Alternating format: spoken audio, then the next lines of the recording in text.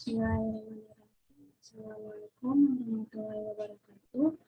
Perkenalkan, nama saya Nani Fauzia dari kelas B1, Prodi Farmasi dari Fakultas Farmasi dan Sains Universitas Muhammadiyah Profesor Bintang Fakultas.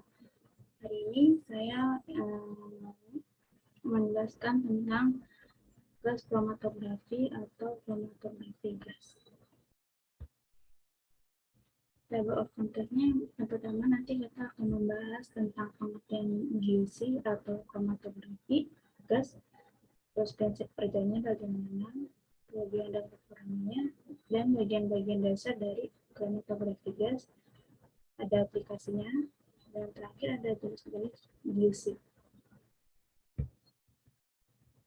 Yang pertama ada kromatografi gas. Pengertian kromatografi gas adalah proses pemisahan campuran menjadi komponen-komponennya dengan menggunakan gas sebagai proses bergerak yang melewati suatu lapisan serapan atau solvent. Sebagai fase diam, fase geraknya tadi berupa gas, zat larut diubah menjadi uap atau gas yang akan dipisahkan. Pemisahan tercapai dengan proses partisi sampel antara fase gas yang bergerak. Fase diamnya itu dapat berupa padatan atau cairan dengan titik didih tinggi atau tidak mudah menguap yang terikat pada zat padat penunjangnya.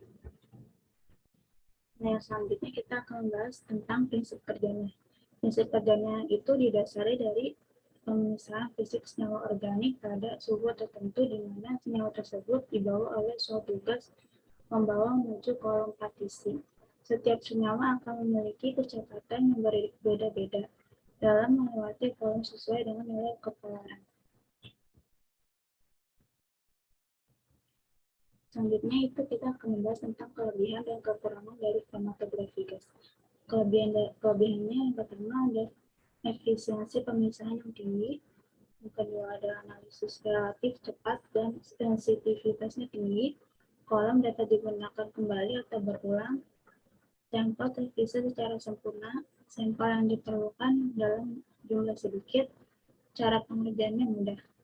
Kekurangan dari GC atau kromatografi gas ini terbatas untuk zat yang mudah menguap, tidak mudah dipakai untuk memisahkan campuran dalam jumlah besar, dan relatif mahal. Dan selanjutnya kita akan membahas tentang bagian-bagian dasar dari GC atau kromatografi gas. Yang pertama itu ada tangki gas pembawa, ini bentuknya kayak tangki gas di rumah sakit pada umumnya, ya lumayan besar. Terus ada pengendali aliran di sini, terus ada gerbang suntik di sini untuk menyuntikkan zat atau larut atau larutan. Terus di sini kolomnya, terus di sini ada detektor, terus habis ada detektor di sini ada perekamnya itu bisa berupa komputer atau alat yang lain. Nanti dari perekam ini akan merekam grafik atau spektrum gelombang dari kromatogram itu sendiri. Di sini kita akan mengetahui panjang gelombang maksimum. Bagian-bagian dasar dari GC, yang pertama itu ada tangki gas pembawa atau fase geraknya. Di sini ini contoh gambarnya seperti ini, kayak tangki gas pada umumnya yang lumayan besar. Ini isinya adalah gas atau fase geraknya. Terus yang kedua ini ada injektor. Fungsi dari injektor ini untuk memasukkan sampel bentuk cair atau gas ke dalam aliran gas pembawa. Injektor ini bisa dibilang kayak gerbang suntik ini untuk menyuntikkan sampel bentuk cair atau gas ke dalam aliran gas pembawa. Jadi untuk memenuhi injektor ini, temperatur injektor itu diatur cukup tinggi sehingga sampel dalam bentuk cair atau larutan secara cepat diubah menjadi bentuk gas. Temperatur injektor yang terlalu tinggi itu akan menyebabkan terjadinya peroleh komponen sampel, jadi nanti peruraiannya itu akan sempurna. Terus yang selanjutnya ada kolom. Kolomnya kayak gini kolom.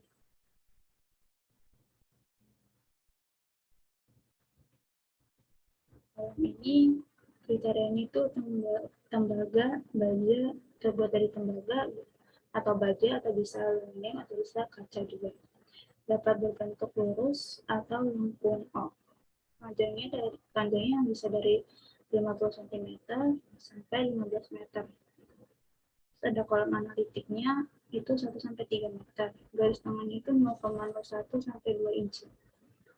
Nah, selanjutnya kita akan bahas cara mengkondisikan kolom. Minimumnya itu 2 jam dalam 25 derajat Celcius di bawah suhu maksimum kolom yang digunakan. Aliran gas pembawa lambat itu 5-10 menit per menit. Jangan disambung ke detektor. Selanjutnya, bagian QC itu selanjutnya ada suhu atau thermostat, atau bisa juga kita bilang sebagai sistem pengendali. Yang pertama itu suhu injektor. Injektor itu cukup panas untuk menyalakan suhu cuplikan. Cukup rendah dapat mencegah pengurangan. Jadi suhu injektor itu diusahakan tinggi untuk uh, untuk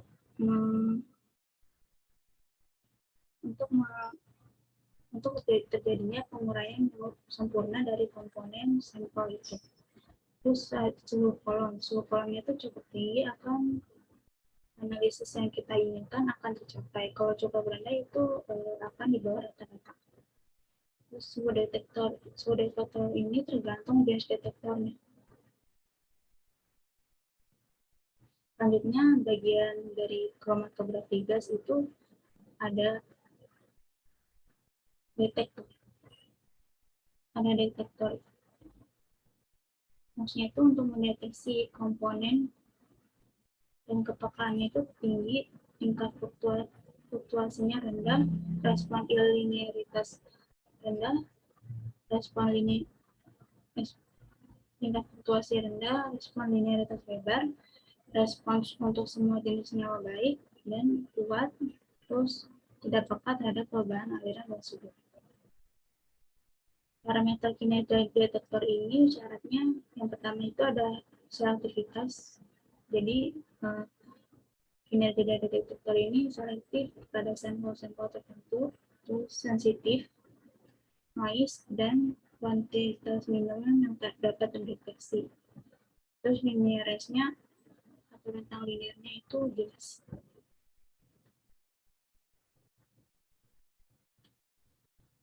Selanjutnya kita akan membahas tentang aplikasi GC atau kromatografi. Untuk analisa kualitatif, yang pertama itu untuk analisa kualitatif, komponen-komponennya untuk evolusi dikenali dari nilai waktu retensi atau TR tiap puncak pada kromatograf. TR analit dibandingkan dengan TR standar pada kondisi operasi alat yang sama. Yang kedua ada untuk analisa kuantitatif, itu untuk penentuan kadar atau jumlah analit yang dilakukan dengan membandingkan luas puncak atau luas spektrum analit dengan luas puncak standar. Yang bisa dibilang itu panjang gelombang maksimumnya. Ini ada klasifikasi kromatografi gas berdasarkan detektornya. Klasifikasinya itu ada dua. Yang pertama ada detektor konvensional dan ada detektor modern. Yang detektor konvensional itu yang pertama ada FIT. FIT itu kepanjangan dari Clean Ionization Detector. Yang kedua ada ECD, Electron Capture Detector. Yang ketiga ada TCD, Thermal Conductivity Detector. Dan yang terakhir ada FPD atau Flame Photometric Detector. Yang kedua ada detektor modern, contohnya itu ada mass spectrometry atau GCMS, yang kedua ada tandem mass spectrometry atau GC atau MS, GC-MS per MS. Sekian presentasi mengenai kromatografi gas dari saya. Kurang lebihnya mohon maaf. Wassalamualaikum warahmatullahi wabarakatuh.